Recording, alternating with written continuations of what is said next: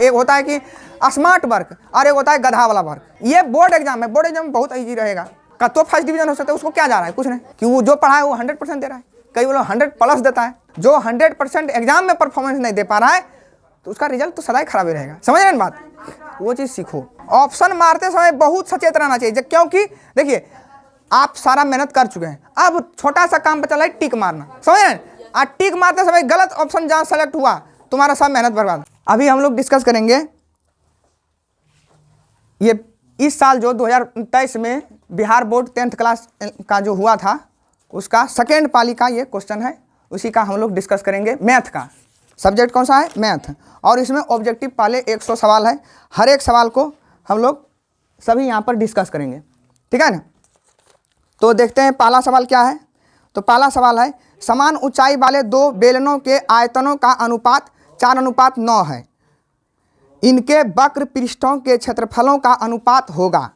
और ऑप्शन में दिया हुआ है कि ए में दिया है 2:3, बी में दिया है 4:9 और सी में दिया है 16:81 और डी में दिया है 1:3। तो यहाँ पर दिया क्या है, सबसे पहले ये देखना है कि समान ऊंचाई वाले दो बेलनों के आयतनों का अनुपात दिया हुआ है, ठीक है। तो ऊंचाई कैसा है? समान है, ठीक। तो मतलब क्या होगा कि जो H1 और H2 क्या होगा, वो बराबर होगा। और आयतनों का अनुपात क्या दिया है, तो मान लिया जाए पहला बेलन, जैसे पहला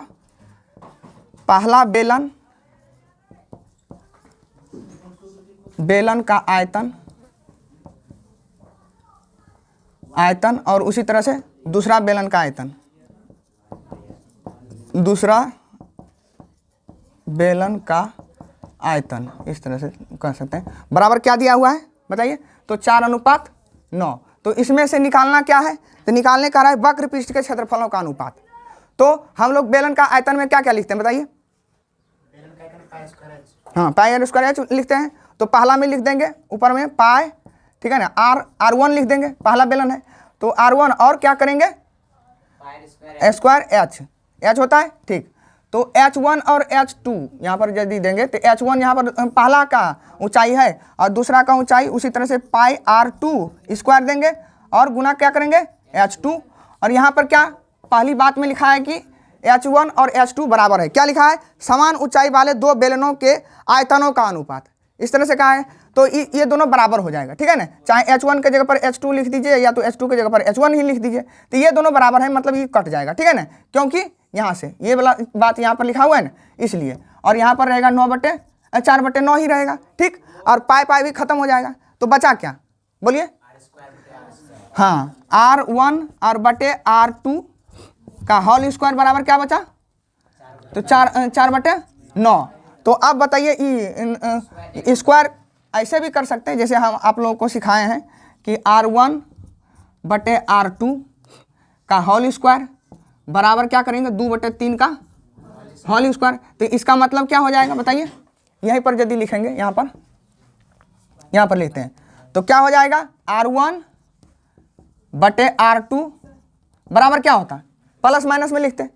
तो हम लोग यहाँ पर क्या सीखे हैं कि यदि क्या एक फॉर्मूला नहीं लिखाए थे कि जैसे एक्स स्क्वायर बराबर ए स्क्वायर, इस तरह से फॉर्मूला बताए थे। तो इसका मतलब क्या हो जाता कि एक्स बराबर क्या होता, प्लस माइनस ए होता।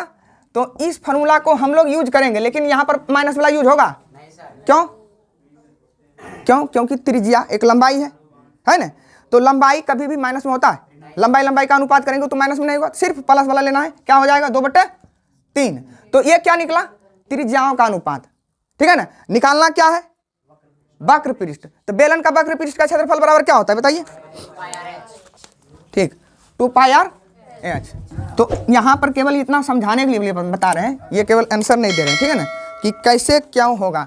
तो 2πr/h बेलन का आयतन बराबर होता है क्या, तो वक्र पृष्ठ का 2πr/h, हाँ 2πr/h। तो R1 दे देंगे और क्या दे देंगे H1, ठीक है। और उसी तरह से 2πr2 दे देंगे, मतलब दूसरा स्क्वायर नहीं है, स्क्वायर होता है जब भी ऊपर में, ठीक। और H2 दे देंगे। तो ये दोनों तो बराबर वहाँ पर सवाल में ही दिया गया है, ये दोनों बराबर है, ये दोनों कट जाएगा। अब क्या होगा, पाई दू खत्म हो जाएगा, बचा क्या R1/R2 नहीं बचा। तो यहाँ पर बचा R1/R2।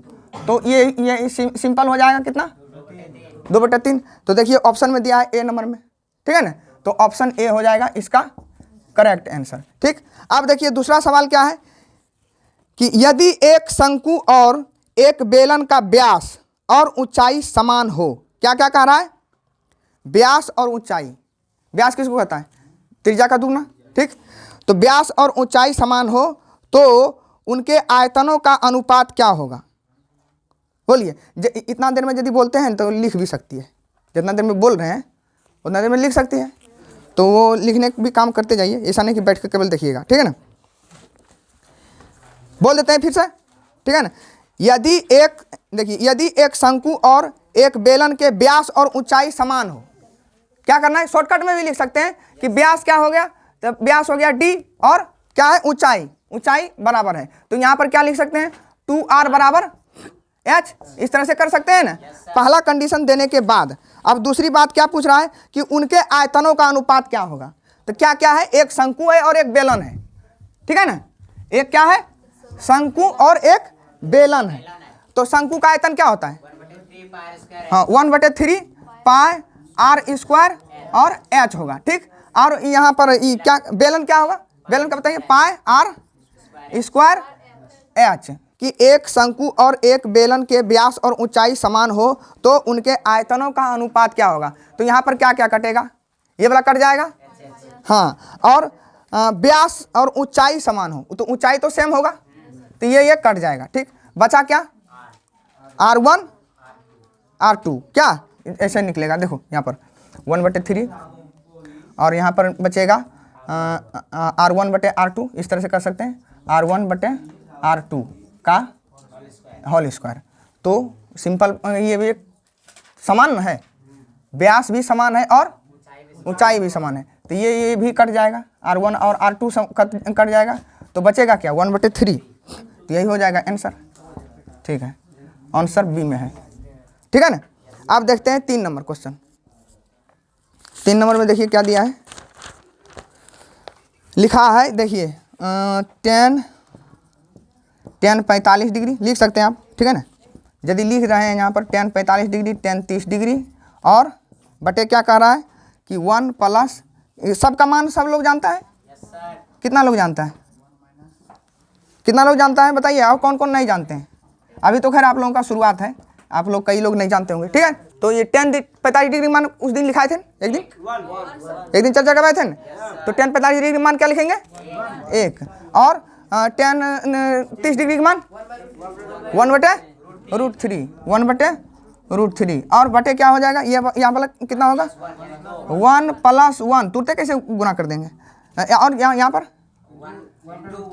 हाँ, तो यहाँ पर एक चीज़ ध्यान रखना है, क्या ध्यान रखना है, पहले गुना होगा, क्यों, बोर्ड में उसका नियम क्या कहता है कि पहले गुना होगा, यदि जोड़ और गुना एक साथ रहे तो पहले क्या होगा, ऐसे इसका नियम क्या है कि पहले का की क्रिया, उसके बाद भाग, फिर गुना, उसके बाद जोड़ घटाव, है कि नहीं, ये नियम का फॉलो करना है। तो यहाँ पर क्या करेंगे कि इसका भिन्न का जोड़ कर दीजिए, तो नीचे में क्या आएगा, नीचे वाला बड़का पाना है पहले, उसके बाद, क्योंकि कन्फ्यूजन खत्म हो जाएगा। ठीक है, अब ऊपर में क्या हो जाएगा √3 - 1, और नीचे क्या होगा √3 +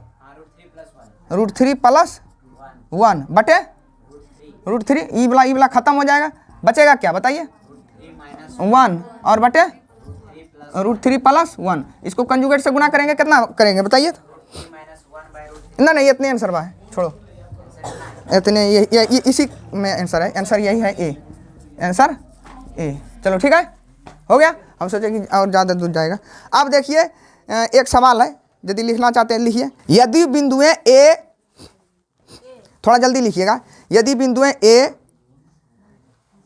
ऐसे करके ए लिखो, ऐसे करके x और कॉमा 2, ठीक है ना, कोऑर्डिनेट लिख रहे हैं, और बी वाला भी लिखो, कॉमा देकर बी लिखो, बी का है -3 और 4, और सी में क्या है तथा लिखो, सी तथा लिख कर सी लिखना है, ठीक, हाँ 7 और -5, ठीक है ना, हो गया। ये सभी क्या है, संरेखी है, संरेखी है, संरेखी का क्या फॉर्मूला लगेगा बताइए, सिंपल एरिया 0 करना है, रूट अंडर काल करेंगे, एरिया जीरो करेंगे, नहीं निकालने तो एरिया कैसे निकाला जाता है त्रिभुज का? हाँ हाँ, इसको मिटाना पड़ेगा। जैसे कंसेप्ट क्या है, कंसेप्ट पहले ये समझ जाइएगा तो काफ़ी है हेल्पफुल होगा, ठीक है ना।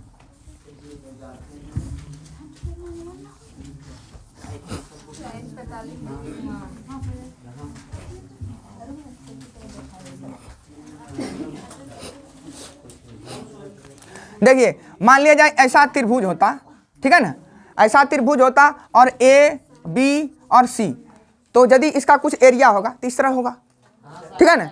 और यदि कुछ भी एरिया नहीं होगा तो मतलब क्या होगा, ये थसक के माने ऐसन कवा भी नहीं बल्कि क्या हो जाएगा, ऐसन कवा हो जाएगा, एजे रह जाएगा ए, एजे रह जाएगा बी, एजे रह जाएगा सी, इस तरह से तब ना जीरो एरिया है।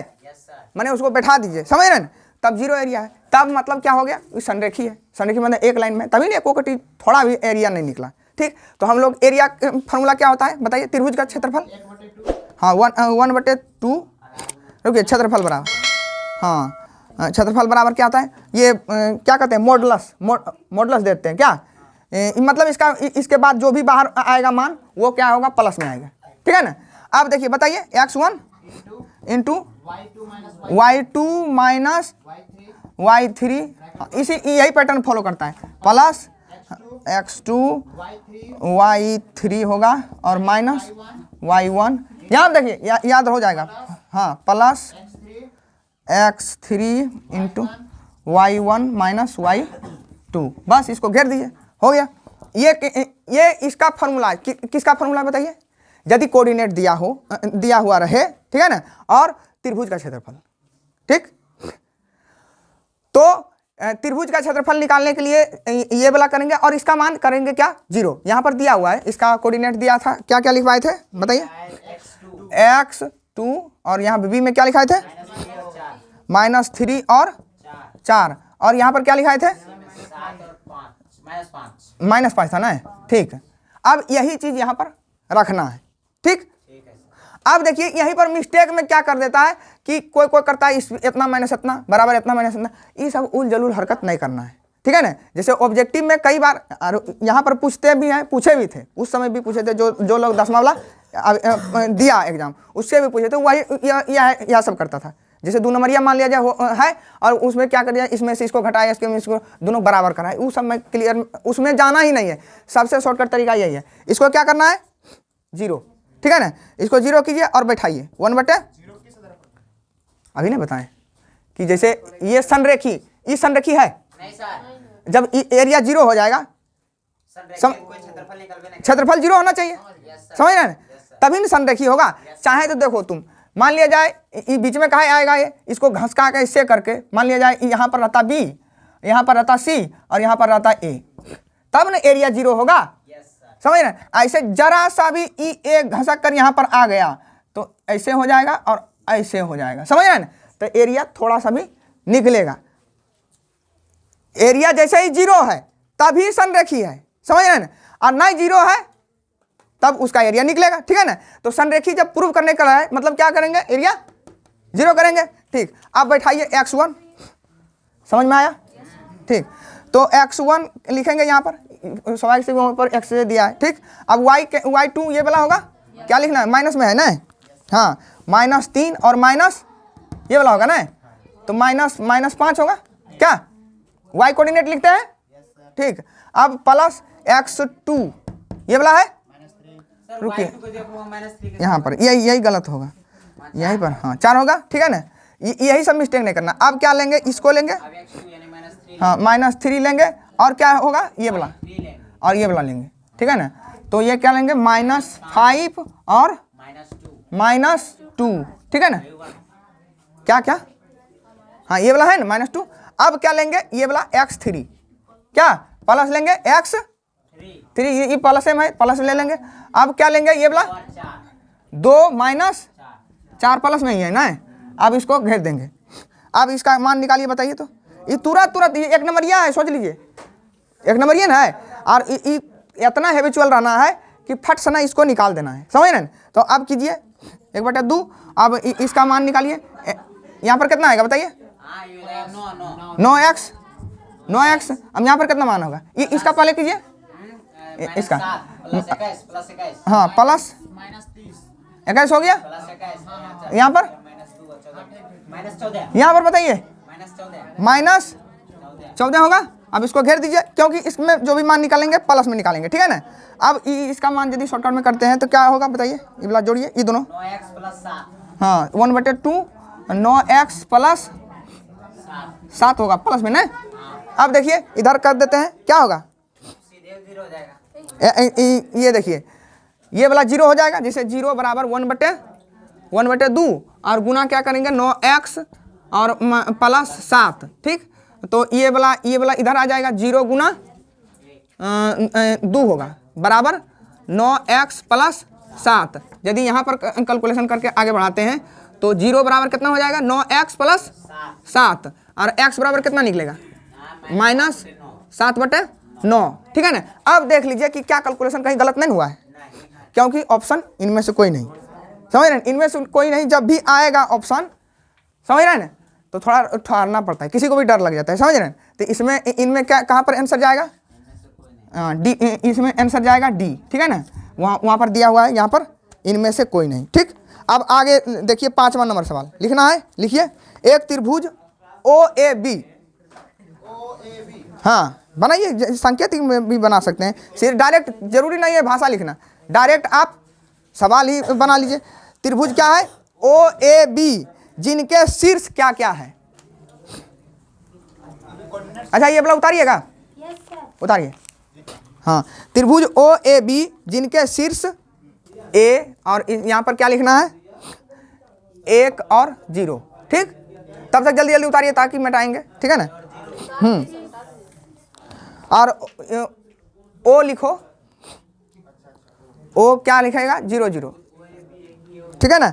और B क्या होगा, वो क्या है सर, 0 0। हाँ O 0 0 ओरिजिन होगा, डिफिनिट है। वो तो 0 0 तो ओरिजिन ना होगा, है तो ओरिजिन होगा। और ये क्या होगा, ये देखो दिमाग में बन गया इसका हिसाब, समझ रहे हैं। यदि तुम इमेजिनेशन बढ़िया से कर पा रहा है कोऑर्डिनेट ज्योमेट्री का, समझे, तो इसमें कोई दिक्कत नहीं है। ऐसे जैसे रियल जैसे ना होता है निर्देशांक पर, यदि इसको खींचेंगे तो कैसा बनेगा बताइए, मैंने वास्तविक इमेजिनरी नहीं, जैसे ये वाला हम खींचे हैं तो ये तो कहीं कहीं खींच दिए, समझ रहे हैं। इसका जरूरी भी नहीं है कि मैंने रियल पर खींचना, ठीक है ना। जो आसान रहता है ना उसको खींचा जाता है, जैसे इसको खींच के हम दिखाते हैं, ठीक है ना। इसका निकालना है क्षेत्रफल, अरे हाँ पे भी होगा, फिक्स है। क्यों जानता है कि मेरे दिमाग में ये चीज़ चल रहा है कि ऐसे रहेगा एक कोऑर्डिनेट और एक रहेगा ऐसे, ठीक है ना। तो ये 0 0 तो यही रहता है, देख लेते हैं चेक करके, ऐसे अनुमान है, वो अनुमान में नहीं मानना चाहिए। तो ए क्या कहाँ पर होगा बताइए, ए है और 0 है, तो ए इधर बढ़ेगा, एक्स कोऑर्डिनेट ना है ये है, तो एक्स कोऑर्डिनेट इधर बढ़ते हैं, तो मान लिया जाए कहीं पर होगा ए, ठीक। तो यहाँ से यहाँ की दूरी, अब देखिए बी कहाँ पर है, बी वाई कोऑर्डिनेट है, तो मान लेते हैं कि बी यहाँ पर है, ठीक। तो बी को कैसे करेंगे, यहाँ पर 0 और बी हो गया, ठीक। तो मतलब क्या हो गया कि बी क्या है, यहाँ से यहाँ की दूरी, समझ रहे हैं, और ए क्या है, यहाँ से यहाँ की दूरी, और ये त्रिभुज बन गया। अब बताओ इसका क्षेत्रफल क्या होगा, हाफ गुना आधार गुना, सिंपल है कि ना।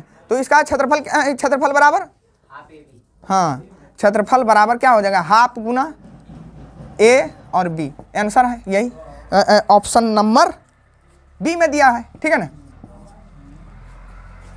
लिखी थी सवाल क्या, इसमें क्षेत्रफल माने वो सवाल क्या है, वो संरेखी है, वहां पर कह रहा है कि वो रेखाएं संरेखी है, समझ रहे हैं। तो वहां पर तो एरिया निकालने भी नहीं कह रहा है, एरिया क्यों 0 किया बताइए वहां पर, क्योंकि संरेखी है। यहाँ पर तो एरिया निकालने नहीं कह रहा है, तो 0 कैसे कर देंगे, समझ रहे हैं बात, ठीक। उतार लो जल्दी, अगला सवाल लिखेगी। अब देखो छठा सवाल है, यदि बिंदु 6 नंबर में है कोऑर्डिनेट, हम मेरा काम क्या है कि सब सवाल सॉल्व करके दे देना, समझ रहे हैं। अब जो सवाल लिया होगा वो मिला लेगा, समझ रहे हैं। यदि मान लिया जाए मिस्टेक से कोई लिया होगा, इनमें से कोई नहीं जो पिछले सवाल था, ठीक है ना, तो वो भी मिला लेगा, उसको भी दिक्कत नहीं होगा। यदि बिंदु, एक बिंदु देखिए कैसा है, 4 और ए है, देखो हाँ, और रेखा कौन सा लाइन है, एक लाइन है खींच दीजिए एक लाइन, और इसका समीकरण क्या नाम क्या है, -3y बराबर 5। अच्छा इधर सुनो, क्या ये, हाँ तो ये कह रहा है कि यदि ये वाला बिंदु इस लाइन पर है, समझ रहे हैं बात है, तो ए का मान क्या होगा। क्या ये बनाया है सवाल, हम तो ये बताए भी थे, ठीक है ना। सिंपल चीज है कि यदि कोई भी बिंदु यहाँ पर रहे, चाहे यहाँ पर रहे, यहाँ पर रहे, हाँ नहीं वो तो ठीक है, कितना होगा जांच करके देख लेंगे, ठीक है ना। लेकिन क्या कंसेप्ट क्या है, कहीं भी रहे इस चीज को सॉल्व, समीकरण को सेटिस्फाई करते रहना चाहिए, समझ रहे हैं बात। मतलब क्या कि यदि x के जगह पर ये वाला मान रखेंगे और y के जगह पर क्या रखेंगे, ये वाला मान, तो बराबर 5 आना चाहिए, समझ रहे हैं। कहीं भी यदि हम मान लेते हैं कि x बराबर 1, यदि ऐसे सवाल तो ये नहीं है, x बराबर यदि 1 मानते तो क्या होता है, ये वाला मान 2, और 2 किधर जाता उधर, तो क्या होता माइनस नहीं +3 रहता, और इधर -3y, तो कटता कितना होता y का मान -1 होता ना। तो ये बोलने का मतलब यही हुआ कि हर हाल में कोई भी बिंदु इस लाइन पर होगा, वो क्या करेगा, इस कंडीशन को हर समय सेटिस्फाई करेगा, ठीक है ना। तो वही चीज है कि ये बिंदु इस लाइन पर है, तो क्या करेंगे, x के जगह पर 4 रख देंगे, तो 2 गुना 4 और -3 गुना y की जगह पर क्या लिख देंगे, a बराबर 5 हो गया ना। अब इसका मान तो निकाल सकती है, निकाल लेगा ना, तुम लोगों को समझ में आ रहा है, तो इसका मान निकालो, जल्दी अपने से निकालो, ठीक है ना। ऐसे तो हम बना देते हैं, ठीक। यहाँ पर हो जाएगा 8 -3 बराबर 5। अब इसी को उधर भेज देते हैं, तो 8 - 5 बराबर 3a, इधर कितना आएगा मान बताइए, 3 बराबर 3a, और ये कट जाएगा, यहाँ पर क्या बचेगा, 1 बराबर a, तो a का मान कितना निकला 1, ठीक। तो ऑप्शन नंबर ए में है इसका, समझ रहे, ऑब्जेक्टिव यही सब, एक लाइन बना देना चाहिए। यदि आप लोग तो खैर तब तक सब चीज़ सीख जाइएगा, ठीक है ना। अब ये बता रहे हैं कि कितना हल्का हल्का सवाल है, ठीक। क्या हुआ, 20 मिनट में ना, ये सब्जेक्टिव है ना, सब्जेक्टिव भी रहता है। अब बढ़े आगे, 7वां नंबर सवाल, 7वां नंबर द्विघाती समीकरण से है, तुम लोग तो सीख लिया है, हाँ लिखो, x² -2x + 3 बराबर 0, एक समीकरण ये हो गया। और दूसरा समीकरण क्या है, x² कितना है, -8x और +15, ये सब एक नंबरिया है, लेकिन दोनों सवाल सॉल्व करना पड़ेगा, समझ रहे हैं ना। आपका पूछा हुआ सवाल है, इसलिए आपके सामने हम दे रहे हैं कि ताकि भविष्य में यदि हम लोग टेस्ट लेंगे, आप ये नहीं कि सर एक नंबरिया में इतने बड़ा सवाल का है कि ना, दो समीकरण सॉल्व करना पड़ रहा है एक नंबर के लिए, समझ रहे हैं। तो इसको कैसे सॉल्व करेगा बताइए, गुणनखंड कीजिए। तो ये इसको क्या करेगा, x², यहाँ पर 3 है, प्लस नहीं -3 है, -3, अच्छा ठीक है, सुधार कर लीजिए, ठीक। यहाँ पर क्या है, x² -2x -3, ठीक है ना, और इधर क्या है, x² -8x और +15 बराबर 0। ये दोनों में कॉमन मूल, माने दोनों में रहना चाहिए वैसा मान जो दोनों को सेटिस्फाई करे, ठीक, वो मान निकालना है, ठीक। ऐसे तो ऑप्शन से चेक कर सकते हैं, ठीक है ना, लेकिन क्या चारों ऑप्शन में चेक करने में टाइम तो बहुत जाएगा। यहाँ पर नियम से बढ़िए आगे, ठीक है ना। यहाँ से गुना यहाँ करते हैं, कितना आता है 3x²। अब इसको ऐसे करके तोड़ेंगे, 3 आना चाहिए कैसा, -3x² आना चाहिए, ठीक है ना। तो -3x² कैसे आएगा, तो एक ले लेंगे -3x और एक ले लेंगे +x, तो ये घट के इतने ना आएगा ना। तो और ये दोनों गुना करेंगे तो इतने आएगा, ठीक है ना। यदि इसको गुना इसमें करते हैं तो तभी नहीं ये वाला आता है, और इसको ऐसा करके तोड़ेंगे कि इतने आना चाहिए, तब आपका गुणनखंड सही जाता है, ठीक है ना। अब क्या करेंगे, -3 बराबर 0, ठीक।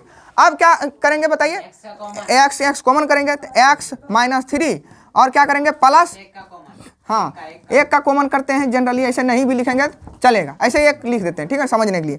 अब क्या होगा, ये वाला मान एक जैसा है, तो ये दोनों को एक साइड कॉमन कर लेंगे, तो x -3 और यहाँ पर क्या बचेगा x और यहाँ पर बचेगा +1, ठीक है ना, तो बराबर 0। अब क्या x का मान कितना आया, x -3 बराबर 0, या तो x +1 बराबर 0, तो x का मान कितना आया 3, या तो x का मान कितना आया -1। अब इसको सॉल्व कीजिए, इसको कैसे कीजिए, 15 होगा, 15x², तो 5 दिया 15x², तो x² -5x और माइनस 3x। देखिए 3 और 5 8 हो गया, और ये दोनों गुना करेंगे तो प्लस 15x² होगा ना। तो इतना देख लेना है, तभी आगे बढ़ना है। जब तक दोनों तरफ से नहीं सेटिस्फाई होगा तब तक गुणनखंड सही नहीं होगा, समझ रहे हैं ना। अब देखो, अब इसमें क्या करेंगे, x को कॉमन करेंगे तो x माइनस 5 यहाँ पर बचेगा, और यहाँ पर 3 कॉमन करेंगे तो माइनस 3 कॉमन होगा, ठीक है ना। माइनस 3 कॉमन हुआ तो x में से तो माइनस चल गया, लेकिन इसमें भी एगो माइनस जाएगा तब ना यहाँ पर माइनस बचेगा, तो माइनस बचेगा यहाँ पर 5 बचेगा, ठीक, बराबर 0। अब क्या हो गया, ये वाला -5 ये वाला माइनस x माइनस 5 दोनों सेम है तभी कॉमन निकलेगा, नहीं आएगा तो गलत बना है, ठीक है ना। तो ये दोनों सेम आ गया, 5 x माइनस 5 कॉमन कर लेंगे, यहाँ पर बचेगा x और यहाँ पर बचेगा -3 बराबर 0। अब देखिए दोनों का मान कितना आएगा, x माइनस 5 बराबर 0।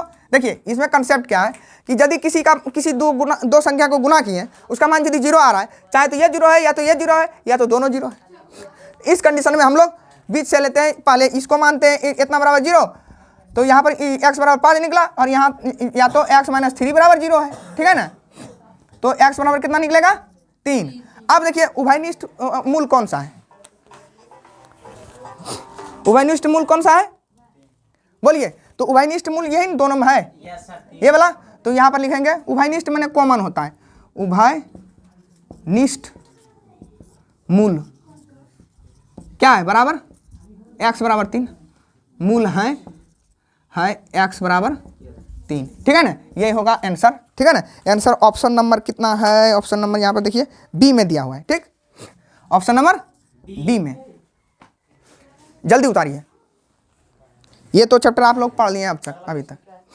अगला क्वेश्चन किससे संबंधित है, ये रेखागणित से। हाँ ये वाला उतार लीजिए जल्दी, फिर डबला के नहीं बोलना पड़ेगा।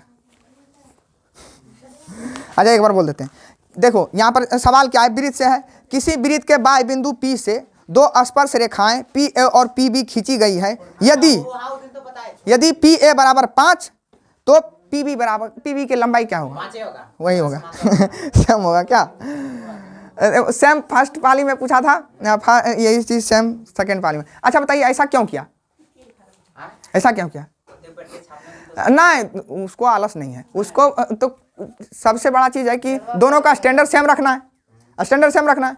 और दूसरी बात है कि सेम सवाल क्यों दिया, सेम सवाल इसलिए दिया कि जनरली रेखागणित तो नहीं होता है कि कोई लोग पढ़ता नहीं है कि नहीं। रेखागणित यदि पढ़ लिया तो समझिए कि बहुत अच्छा समझ, और ये तो बहुत स्पीड बनता है, इसमें ज़्यादा कैलकुलेशन भी नहीं है। सबसे ज़्यादा कैलकुलेशन किस में रहता है, नहीं अलजेब्रे तो बुनियाद रखता है मेंसुरेशन को हार्ड बनाने का, समझ रहे हैं।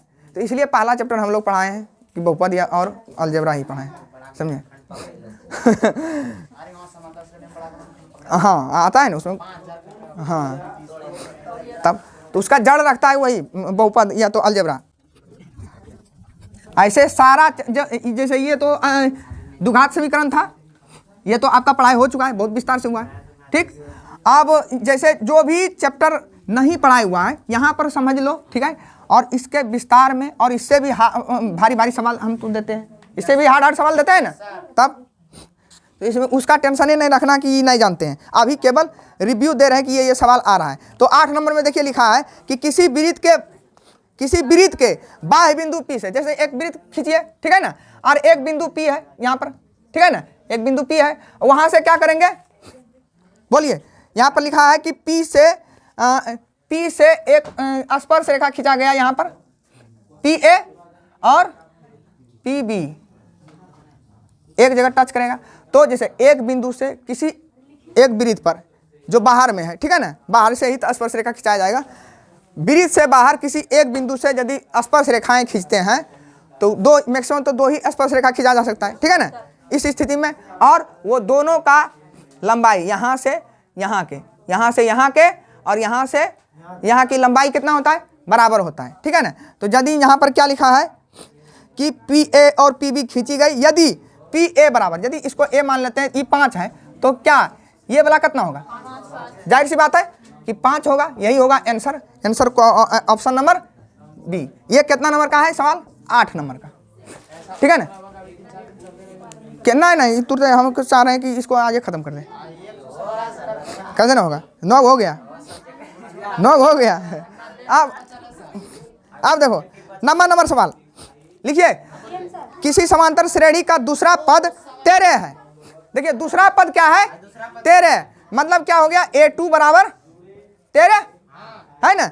अब क्या कर रहा है, इसका पांचवा पद कितना है, 25, पांचवा पद 25 है, समझ लो, पांचवा पद 25 है, थोड़ा सा लग रहा है क्या, और इसका सर्वांतर क्या होगा। हाँ, तो इसमें क्या हो जाएगा, यदि मानते हैं पहला पद A है तो A प्लस D बराबर कितना है, 13, और यहाँ पर क्या करेंगे, रुकिए ना, A प्लस 4D होगा, 4D बराबर 25 है ना।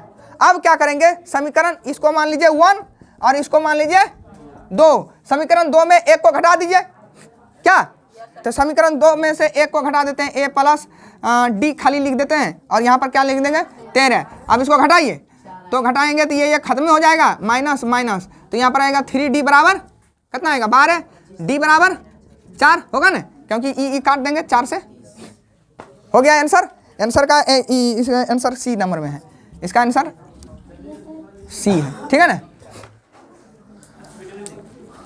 अब आते हैं 10 नंबर में, लिखो सवाल, 13 और 17 का माध्य, सिंपल समांतर माध्य वही पूछ रहा है कि ना, यहाँ पर बना देते हैं। 10 नंबर का है 13 और 17 का, 17 का समांतर माध्य क्या होता है, बटे 2 करेंगे, जगह रहेगा उतने से बटे कर देंगे, समझ रहे हैं ना, बटे 2 करेंगे तो इसका मान कितना आएगा, 30 होगा, 30 बटे 2 बराबर कितना हो जाएगा, 15। आंसर क्या नंबर होगा, बी में है, ठीक है ना। और बनाए 11 नंबर, 11 नंबर देखते हैं ना।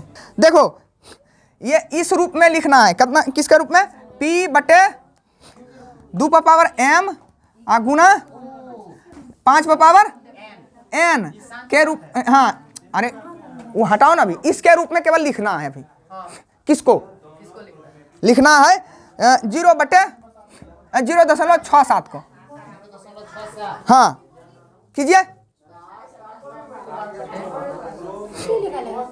0.67 है ना, अरे इतना बराबर कितना हो गया, 67 बटे 100 बराबर क्या हो जाएगा, 67 बटे, रुको ना, यहाँ पर कितना होगा, 4 गुना 25, इधर सुनो 4 गुना 25 होगा ना, अरे यहाँ पर होगा ना 4 गुना 25 100 होता है ना। अब इसी को क्या लिख देंगे, 67 बटे 2 पर पावर 2 और गुना 5 पर पावर 2, ठीक है ना, यही होगा आंसर, ठीक है।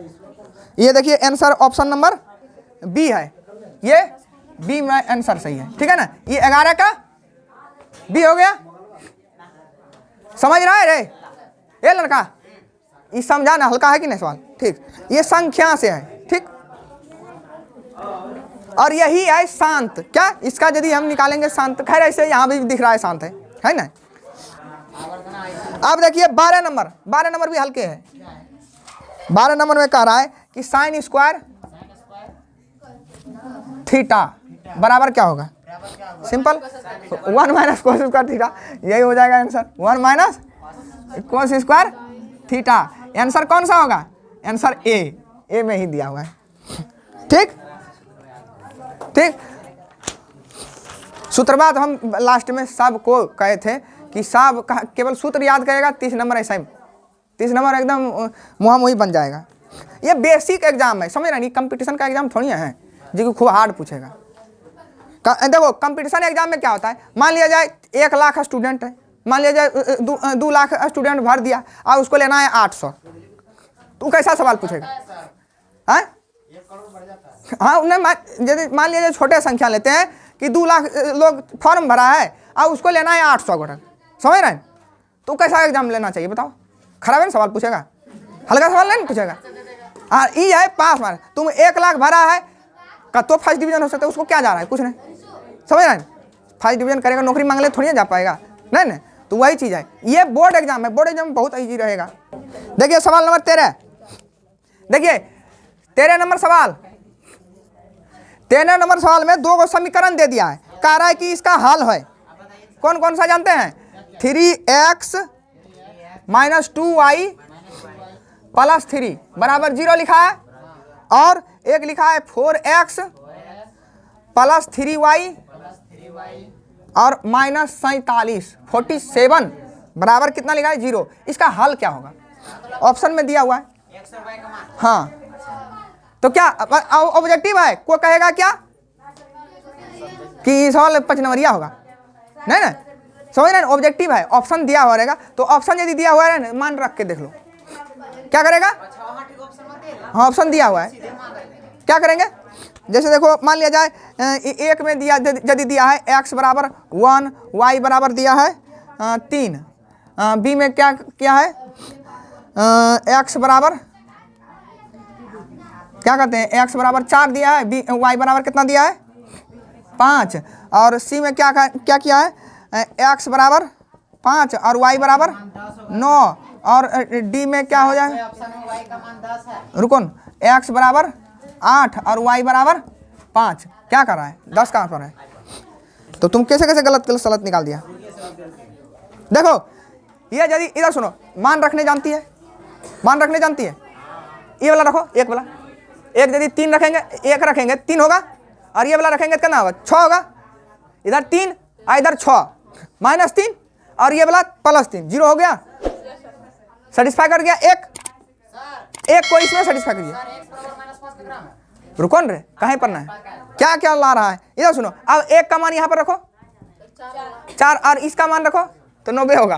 तो 47 तो नहीं जाएगा। 5 कितना है? x बराबर 5। x बराबर 5। 3 नंबर आंसर होगा। अच्छा तो देखो x बराबर 5 रखते हैं, इधर सुनो, मान लिया जाए ये यदि नहीं सेटिस्फाई किया, ये वाला रखते हैं, x बराबर 5 रखते हैं, 15 हो गया, और y बराबर 9, तो 15 में से 8 हार गया, कितना बचा -3, -3 और +3 कितना हो गया 0, सही हो गया। अब यहाँ पर रखते हैं x बराबर 5, 5 चौक 20 और x बराबर 27 हो गया। तो 20 कितना है, 20 27 से कितना होता है 20 27 27 होता है ना, और प्लस में आता है, और ये वाला माइनस में 47 है। सेटिस्फाई कर गए हम दोनों। तो इसको हल नहीं करना है बैठ के, वहाँ पर एजेस ले लेना है, समझ रहे ना। यदि ऑप्शन में निरंकार देल है तब, और 1 नंबर है, इसको सॉल्व करके क्या जरूरी है दिखाना। ठीक, अब देखते हैं 14 नंबर। ठीक है, और देखिए ये पूछा भी गया वह लिए, समझ रहे ना, पूछा भी गया कि ये दिमाग चला पाता है कि नहीं, ये खूब टाइम ले रहा है, तो वो हो गया गलत। नहीं होता है, एक होता है कि स्मार्ट वर्क और एक होता है गधा वाला वर्क, समझ रहे ना। गधा वाला मेहनत इसको सॉल्व करते जाओ। हाँ, कोई लोग उसको भी फास्ट से कर देता है, तो बढ़िया बात है, समझ रहे ना, तो उसमें कोई दिक्कत नहीं, आपका खाली केवल आंसर सही होना चाहिए। अब देखिए 3 गो ये वाला उतार लेगा। 14 नंबर में देखिए समांतर श्रेणी का 3 पद दिया हुआ है। हाँ, 3 पद कौन कौन सा है? देखो पहला पद क्या है 3y - 1, और दूसरा पद क्या है 3y + 5 है, और तीसरा पद क्या दिया हुआ है 5y और +1 है। क्या करेगा बताओ? ये तीनों समांतर श्रेणी में है, कह रहा है ये यदि तीनों समांतर श्रेणी में, उसी को कहा जाता है arithmetic progression, arithmetic progression, AP इसको शॉर्टकट में कहा जाता है। तो एपी में क्या होता है, देखिए हम फॉर्मूला बताते हैं। A1 और A2 और A3 यदि अरिथमेटिक प्रोग्रेशन में है, माने समांतर श्रेणी में है, तो क्या होगा इसका डबल, माने 2 गुना A2 बराबर क्या हो जाएगा A1 + A3। ये वाला फॉर्मूला जानता है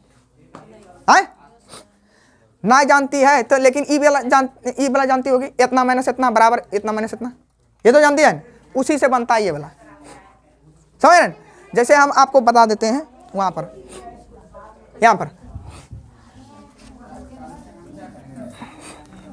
ये वाला पूरे मिटाते हैं। देखिए यहाँ पर बताते हैं कैसे आता है वो समांतर श्रेणी में। A1 A2 और A3, देखिए A3 हो गया। ये यदि समांतर श्रेणी में है तो A2 - A1 बराबर क्या होगा A3 - A2। इतने नहीं जानते हैं, परिभाषा ही यही है। क्या परिभाषा है कि यदि कोई संख्या का जो क्रम है वो समांतर श्रेणी में होगा, तो वो पहले जस्ट उसके बाद वाला संख्या से उस पहले वाला संख्या को घटाएंगे, और फिर उसके बाद वाला उसका एक ही अंतर आएगा, माने वही सर्वांतर है, वो चलते जाएगा, वही अंतर रहेगा। ठीक है ना, तो इसमें से इसको घटाएं जितना आएगा उतना, और फिर इसमें से इसको घटाएंगे जितना आएगा उतना। ठीक है ना। अब देखिए ये यदि माइनस में है तो इसको उधर भेज देते हैं, और ये वाला माइनस में है तो इधर आ जाता है। तो A2 और प्लस A2 बराबर क्या हो जाएगा, ये वाला A1 और प्लस A3, ये वाला इधर रहेगा। ठीक, ये मिलाकर क्या हो जाएगा 2 गुना A2 बराबर कितना होगा A1 प्लस A3। इसी को कहा जाता है 2 गुना दूसरा पद बराबर क्या हो जाएगा पहला पद प्लस तीसरा पद, ठीक है ना, तीसरा पद हो गया। ये फॉर्मूला कहाँ से बना, परिभाषा से बना, समझ रहे हैं, परिभाषा से बना ना। तो वही काम कीजिए ना, यहाँ पर क्या करेंगे बताइए, 2 गुना कितना लिखेंगे 3y प्लस 5 बराबर क्या हो जाएगा ये ब्लॉक 3y माइनस 1 और प्लस क्या कर देंगे 5y प्लस 1, ठीक है ना। अब ये दोनों जोड़ दीजिए, इसका पहले गुना कर दीजिए, ठीक है ना। 6y प्लस 10 बराबर इधर कितना होगा 8y होगा ना। 8y माइनस कुछ नहीं, क्योंकि प्लस 1 और माइनस 1 एक दूसरे से कैंसिल हो जाएगा, ठीक। अब ये वाला देखिए घट जाएगा, कितना बचेगा 10 बराबर कितना बचेगा 2y बचेगा ना, 2y और 2 काट दीजिए तो y बराबर 5। पूछ क्या रहा है, पूछ रहा है y का मान है, वही हो गया आंसर C में है ये, ठीक है ना। क्या नंबर का 14 का C होगा, ठीक। ऑप्शन में यही है -3 है, 4 है, 5 है, 2 है। क्या आया किसी का इनमें से? मेरा 5 है, इसका -3 है। -3 आ गया, तुम्हारा 5 आया कैसे -3 आया, बोलो कहीं कैलकुलेशन किया हुआ। 5 गुना देखो 2 तिया 6, देखो 2 तिया 6 आप 5 2 5 10, सही है ना, यहाँ पर लिखे हैं सही। आप देखिए ये 3y और 5y 8y हुआ और -1 और +1 0 हो गया। कैसे लाया तुम बताओ, क्या किया था तुम, दूसरा कैलकुलेशन लिया, कौन शॉर्टकट? हम क्या जानते हैं सर, हाँ T2 माइनस T1 तो इतना बड़ा मेरा 6 आ गया। हाँ। फिर T3 माइनस T2 तो उतना बराबर हम इसको, अरे इसको घटाएगा अरे हम समझ गए सर। तो इसको से इसको घटाएगा तो 6 आएगा, ठीक बात है, सही बात है। मारा था तो -3 मार के चला था। हाँ मारा था तो है कि नहीं, यही सब जानते हुए गलत करेगा। इसी को कहता है कि देखो बहुत सारा एग्जाम में बहुत सारा ऐसा बच्चा जाता है, और एक एग्जाम बोर्ड का एग्जाम केवल बात नहीं कर रहे हैं, बल्कि हर कंपटीशन एग्जाम में भी कि आपसे बहुत अच्छा ऐसा लड़का रहेगा बहुत कम पढ़ा रहेगा लेकिन एग्जाम में प्रदर्शन बहुत बेटर परफॉर्मेंस देता है, क्या तो उससे उसका मतलब क्या हुआ कि वो जो पढ़ा है वो 100% दे रहा है, कई लोग 100+ देता है कि नहीं। और कुछ लोग क्या करता है, पढ़ता है खूब और उसका आधार वहाँ पर प्रदर्शन कर पाता है, समझ रहे हैं। तो वो अपना पर्सनल कैपेबिलिटी है, समझा बात। और ये चीज़ आपको जीवन में प्रभाव डालेगा, बहुत प्रभाव डालता है, समझ रहे हैं ना।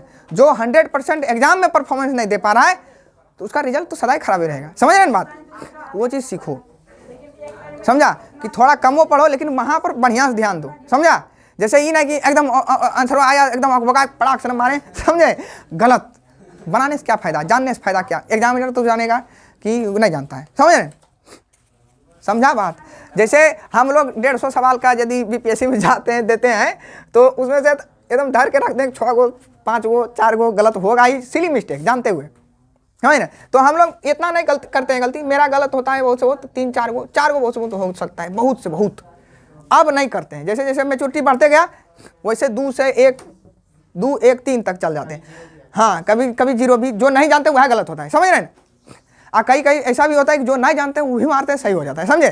तो ये तो आपके अनुभव पर होगा, समझ रहे हैं। जैसे मान लिया जाए 3 ऑप्शन जान रहा है कि 3 ऑप्शन इतना नहीं होगा तो एक मारने में क्या जा रहा है, ऐसे कई बार 2 एक जान रहा है दोनों नहीं होगा तो आप वहाँ पर लेना पड़ता है, समझे। तो बहुत कम लेना चाहिए, समझा। और अभी भी फिर से हर एग्जाम साबित करता है कि जो नहीं जानते उसको नहीं लीजिए, इसलिए निगेटिव मार्क देता है। यहाँ पर तो खैर नहीं है, ठीक। अगला बढ़ते हैं, कितना नंबर सवाल 15 नंबर सिंपल है। AP में है 3 नहीं 6 9 12, इसका सर्वांतर पूछ रहा है। हाँ 15 नंबर में 6 9 और 12, तो इसका सर्वांतर कितना है 3, यहाँ पर भी 3, इधर भी जाएगा 3, सर्वांतर क्या होगा, सर्वांतर बराबर 3, यही होगा आंसर। ये ऑप्शन नंबर A में है, ठीक है ना। अब बढ़ते हैं क्या नंबर सवाल 16 नंबर, क्या 16 में है साइन 10 डिग्री का मान, इसको देखकर दिमाग नहीं खराब कर लेना है। सिंपल बात क्या होता है, साइन 90 डिग्री माइनस हाँ साइन 90 डिग्री माइनस नहीं कोस होगा, cos 90 माइनस 10 कोस 90 डिग्री, कोस 90 डिग्री माइनस 10 माइनस 10 डिग्री कितना हो जाएगा बताइए, साइन 10 हो जाएगा तब कोस cos 80 80 डिग्री। ठीक है ना, ये होगा आंसर। क्या क्या नंबर ऑप्शन में है? देखिए ऑप्शन में हम क्या क्या दिया है, कोस 10 दिया है ऑप्शन में, कोस 80 दिया है। cos 90 माइनस थीटा और तब तक sin थीटा। अरे सही लिखे हैं, यस सर। किसी कंफ्यूजन है? नहीं सर। नहीं नहीं, तो आंसर क्या हो जाएगा? Option number C. नहीं नहीं, बी में है, बी में। बी में है कोस 80 डिग्री। ठीक है ना, ये नहीं कि सेक 80 डिग्री भी ऑप्शन में है, ऑप्शन में बहुत बढ़िया बढ़िया देता है सजा कर, समझ रहे हैं क्यों? क्योंकि आप उसमें लोक लुभावन होकर उसमें जाएं। अब देखिए क्या लिखा है, अगला सवाल 17 नंबर में, 17 नंबर में है 8, 5, 2 का डैश डैश का क्या पद लिखना है, 40वां पद, ये वाला लिखो। हे लड़का क्या कर रहा है, यहाँ पर देखो, ये इसका 40वां पद लिखो। इसका 40वां पद। हाँ 40वां पद। 40 बराबर। बहुत ही क्या आप लोग लिख पाइएगा? a plus n minus 1 into अरे ए एनवा माने ए 40वां पद बराबर क्या होता है, A1 पहला पद और प्लस क्या होता है n-1 minus 1 into D, D कितना है, डी ये 3 लाख हम सूत्रवा पहले लिख देते हैं। ठीक है ना, माइनस 106 तो 8 होगा प्लस n-1 माने 39 होगा ना, n-1 n के जगह पर क्या, अच्छा लिख देते हैं, 40 लिख देते हैं 40 माइनस 1 और गुना डी कितना है, इसमें से इसको घटाएंगे, किसमें से किसको घटाएंगे बोलिए, दूसरा पद में से पहला पद घटाएंगे। ठीक है ना, कितना आएगा बताइए, कितना आएगा? अरे दूसरा पद में से पहला पद घटाएंगे कितना आएगा, -3 आएगा ना, तो -3 गुना करेगी, हो गया।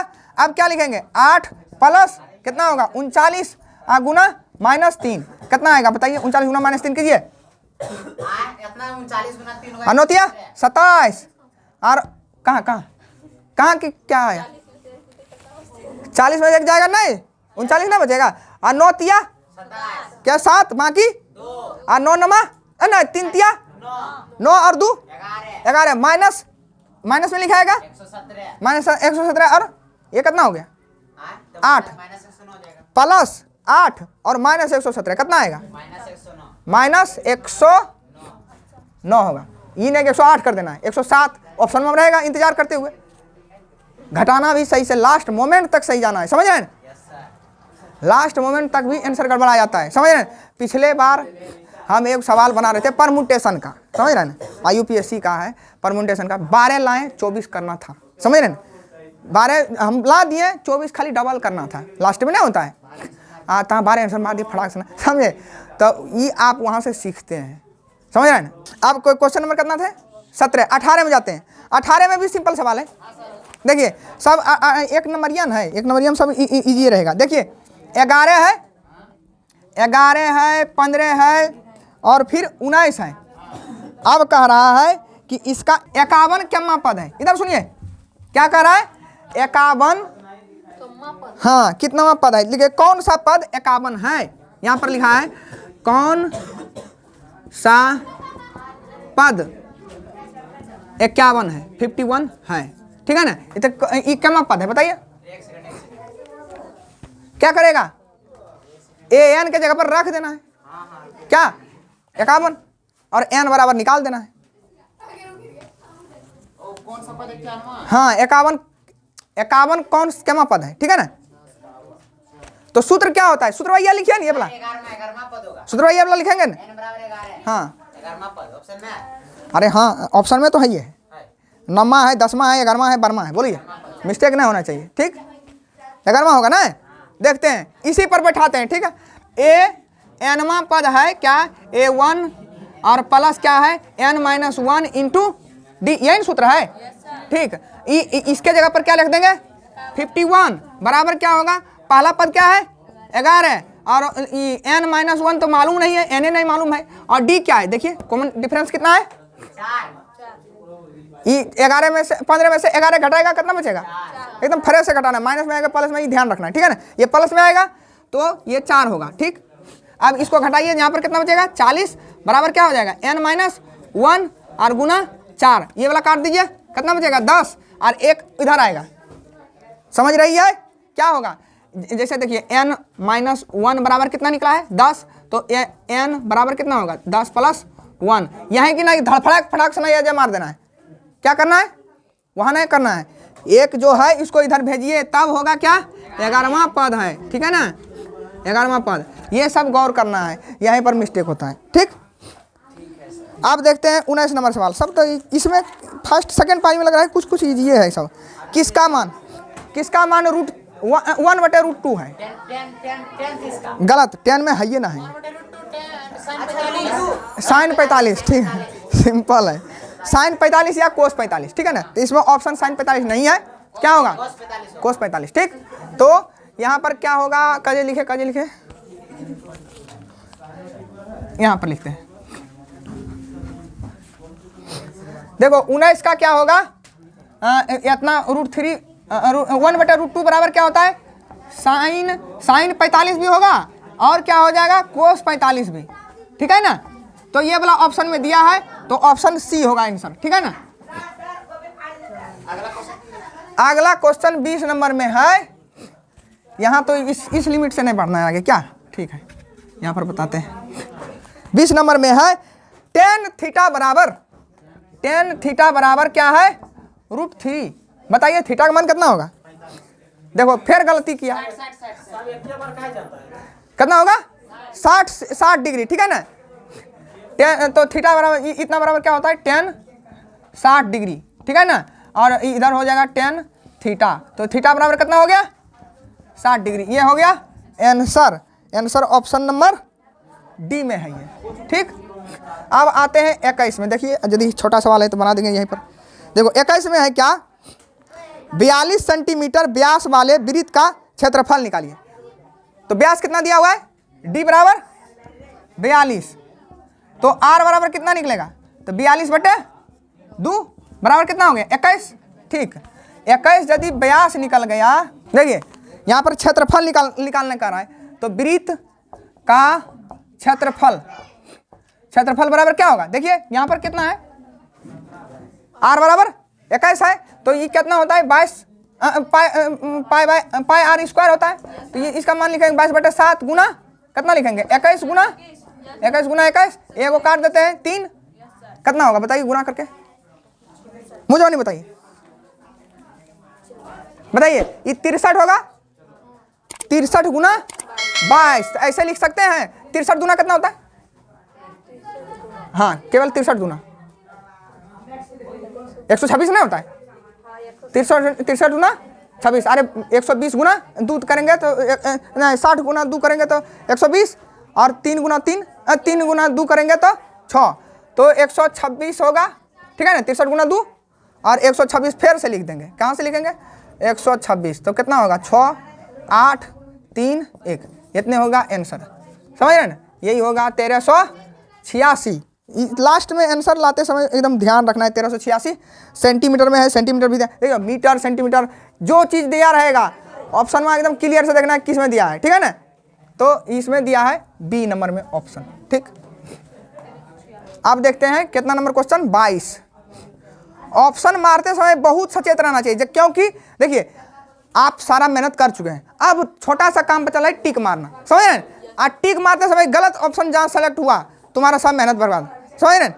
इसलिए वहाँ पर एक रुकना है, थोड़ा सा रुकिए, दिमाग को थोड़ा शांत कर लीजिए कि हाँ यही सही ध्यान से है ना, समझे। और उसके बाद क्या होगा, उससे एक्यूरेसी आपका बढ़ेगा, ठीक है ना।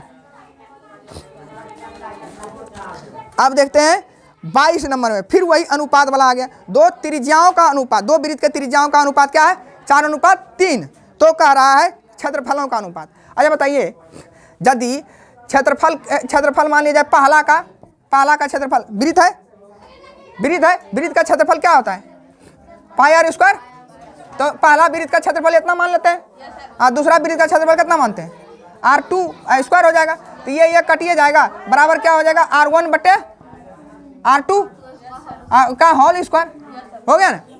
अब देखिए तो कहने का मतलब क्या हुआ कि त्रिज्याओं का अनुपात का स्क्वायर ही क्षेत्रफल के अनुपात होता है, क्या माने क्षेत्रफल का अनुपात, जैसे पहला क्षेत्रफल का अनुपात क्षेत्रफल 1/क्षेत्रफल 2, तो क्षेत्रफलों का अनुपात बराबर क्या होता है, त्रिज्याओं का अनुपात का स्क्वायर, ठीक है ना। तो त्रिज्याओं का अनुपात दिया हुआ है 4:3, तो इसका स्क्वायर कर देंगे, कितना आएगा बताइए आंसर, 16:9। तो यही लिखेंगे 16:9, ठीक है ना। तो ये ऑप्शन में दिया हुआ है, ऑप्शन सी में है, ये कहाँ पर है, सी में। ये ना कि 9:16 भी दिया हुआ है, तो जो ऊपर में रहेगा पहले लिखाएगा, नीचे में रहेगा जो बाद में लिखाएगा, ठीक है ना, ये भी ध्यान रखना है। अब देखिए next question, question number 23। Question number 23 में क्या है, यदि एक वृत्त का क्षेत्रफल तथा परिधि संख्यात्मक रूप से बराबर है, क्या कर रहा है, क्षेत्रफल और परिधि दोनों बराबर हैं, तो क्षेत्रफल, वृत्त का क्षेत्रफल कितना होता है बताइए, सूत्र वृत्त का क्षेत्रफल बराबर पाई आर स्क्वायर, ठीक है ना, और वृत्त का परिधि बराबर सूत्र क्या होता है, बोलिए, 2 पाई आर ना होता है, 2 पाई आर, और कह रहा है कि दोनों संख्यात्मक रूप से बराबर है, ठीक है ना, माने जो एब्सोल्यूट मान होगा वो संख्यात्मक रूप से, ऐसे क्यों संख्यात्मक रूप से क्यों कहना पड़ रहा है, क्योंकि ये दोनों बराबर डायरेक्ट वो भाषा में नहीं लिख सकता, क्यों नहीं लिख सकता है, क्योंकि इसका होता है, जैसे मान लीजिए मीटर में यदि आएगा तो इसका वर्ग मीटर होता है और इसका सिर्फ मीटर होता है, यदि सेंटीमीटर में रहेगा तो इसका वर्ग सेंटीमीटर होता है और इसका सेंटीमीटर में होगा, ठीक है ना।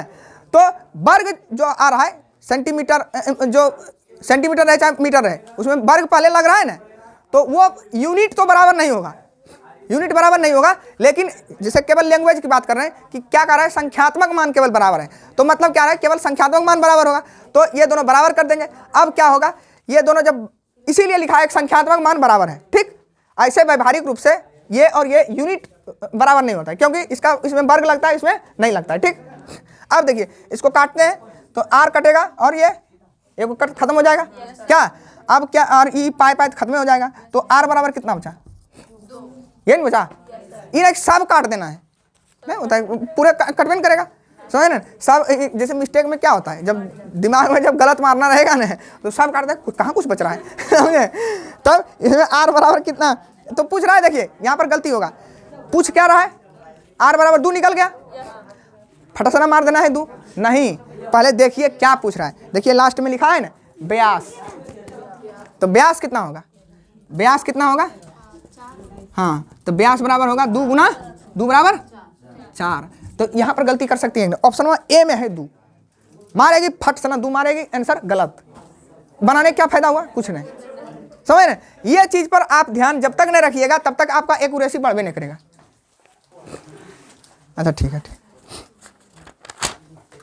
25 तक जाते हैं क्या, 23 तक पहुंची गए, 23 ठीक, तुम लोग कहाँ रुकल है, काम हो रहा है, ठीक है।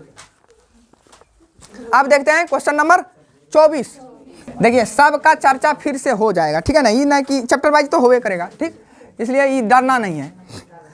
tan, देखिए क्या लिखा है, tan 30 degree, tan 30 degree, sine 30 degree और सेक 60 डिग्री, काहेल ज़्यादा काट कूट करेंगे, सिंपल सबका मान रख देते हैं क्या, तो tan 30 डिग्री का मान कितना होता है, 1/√3, ठीक है ना, और ये साइन 30 डिग्री का मान कितना होता है, 1/2, ठीक है ना, और सेक 60 डिग्री, हाँ अरे हाँ सेक 60 डिग्री नहीं, यदि भूल गई है तो 1/cos 60 डिग्री कर देते हैं, इतना तो करने जानती है ना।